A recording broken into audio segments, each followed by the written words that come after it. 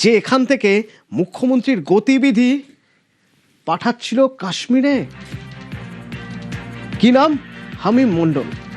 তো এই হামিম মণ্ডলকে কিভাবে গ্রেপ্তার করা সম্ভব হলো? আমার সঙ্গে সরাসরি শরদিন্দু রয়েছে। শরদিন্দু, আমি পুরোটা তোমার থেকে বোঝার চেষ্টা করব। এই হামিম মণ্ডল যে আবাসনে থাকতো, সেই আবাসন সম্পর্কে আমরা কি জানতে পারছি? কতদিন ধরে থাকতো, একা থাকতো কিনা, বয়স কত, কেন বলা হচ্ছে জঙ্গি নিশানায় মুখ্যমন্ত্রী?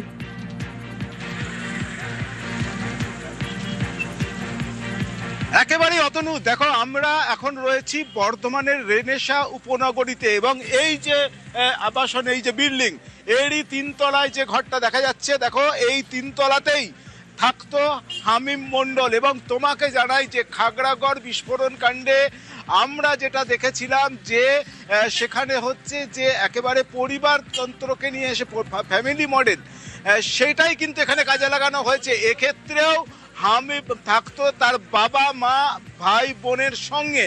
এই বাড়িতে থাকতো বাবা মা ভাই বোন, সেই পরিবার তত্ত্ব কিন্তু এখানেও উঠে আসছে এবং দেখা যাচ্ছে যে এই বাড়িতে থেকেই কাজ করতো হামিম মণ্ডল এবং সে কিন্তু কলকাতাতেও যেত।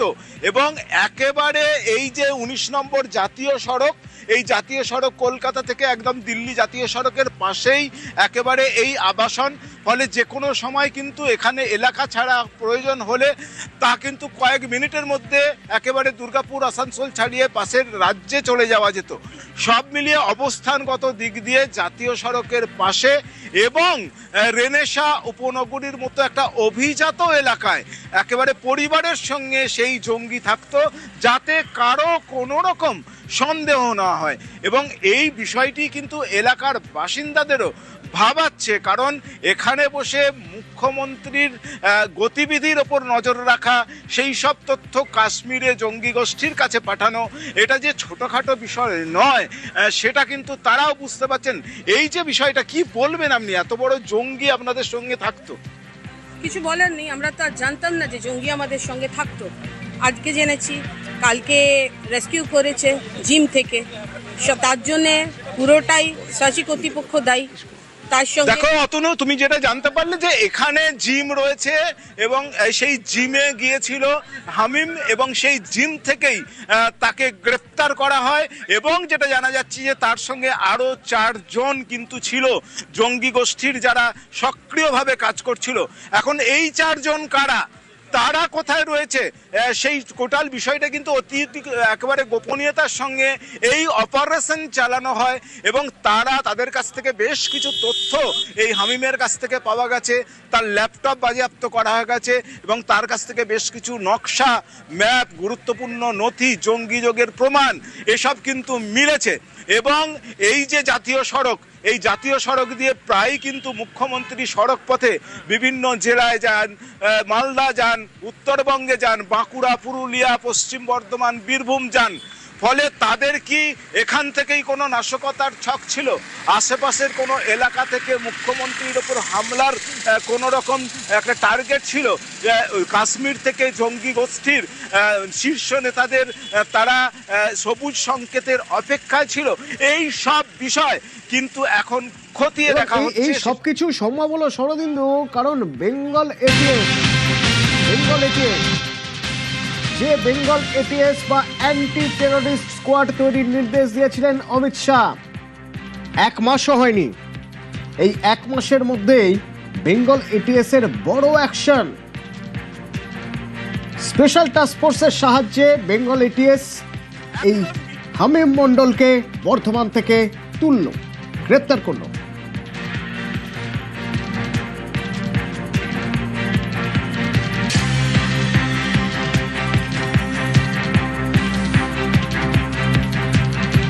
বেঙ্গল অ্যান্টি টেররিস্ট স্কোয়াড বড় সড় সাফল্য এই প্রথম 1 মাসের মধ্যেই।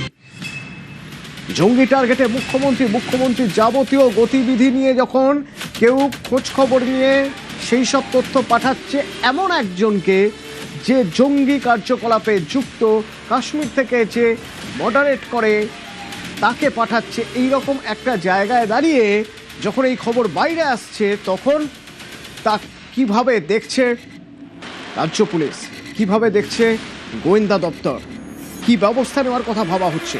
সোমরাজ আছে আমার সঙ্গে সরাসরি। সোমরাজ,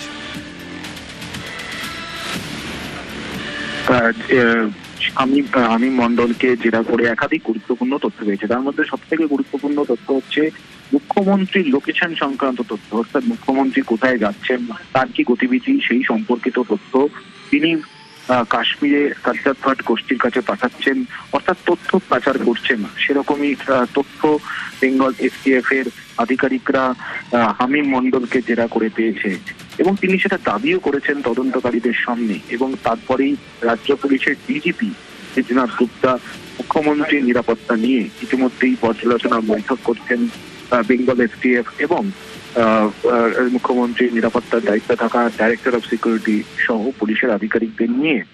কারণ যেহেতু মুখ্যমন্ত্রী নিরাপত্তা নিয়ে একটা প্রসঙ্গ উঠে এসেছে বলেই সূত্র মারফত খবর। পাশাপাশি আরো কিছু তথ্য পাঠানো হয়েছে কাশ্মীরে থাকা সাজ্জাদ ভাট গোষ্ঠীর কাছে, সেগুলো বেঙ্গল এসটিএফ এই মুহূর্তে যাচাই করে দেখছে।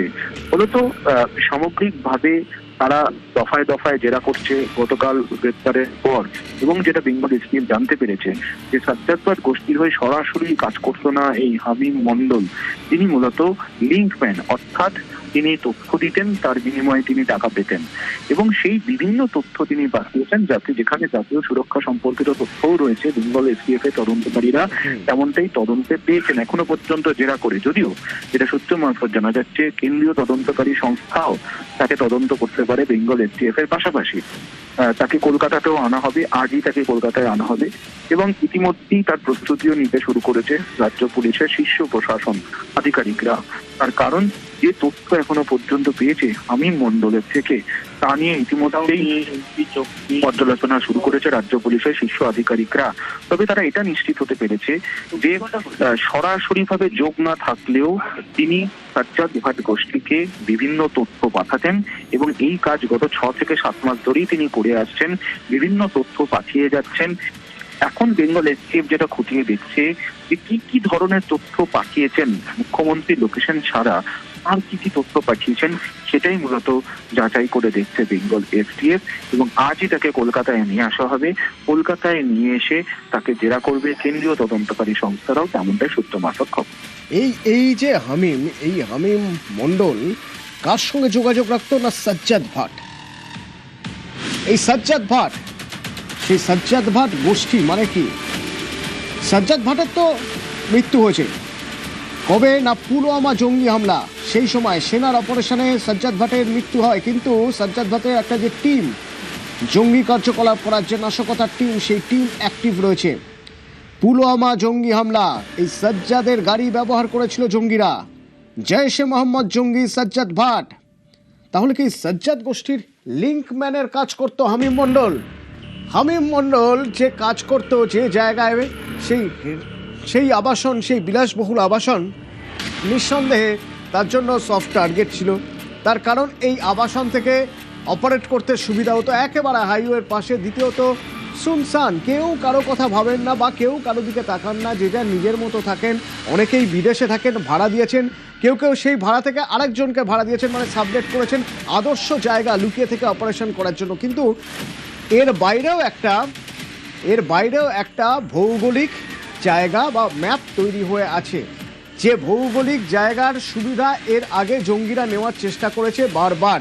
শরদিন্দু, আমরা খাগড়াগড়ের কথা বলবো।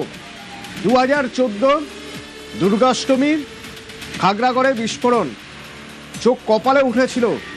এ তো পড়শি হয়ে আছে জঙ্গিরা। তো তখন থেকে আমরা একটাই কথা বলে আসছি যে স্ট্র্যাটেজিক্যালি এই জায়গাটা বর্ধমানের ভীষণভাবে গুরুত্বপূর্ণ। কেন গুরুত্বপূর্ণ না, এখান থেকে বিভিন্ন জায়গায় যাওয়া যায়, সহজে সরে যাওয়া যায়, গা ঢাকা দেওয়া যায়। আমি তোমার থেকে একটু জানতে চাইবো শরদিন্দু, তুমি কিছুক্ষণ আগেই বলছিলে এখান থেকে মাত্র 4 কিলোমিটার দূরে খাগড়াগড়, মানে খাগড়াগড় অবস্থানগত যে সুবিধাটা পায়, এই রেনেসা আবাসনও অবস্থানগতভাবে সেই সুবিধা পায়। সুবিধাটা কি?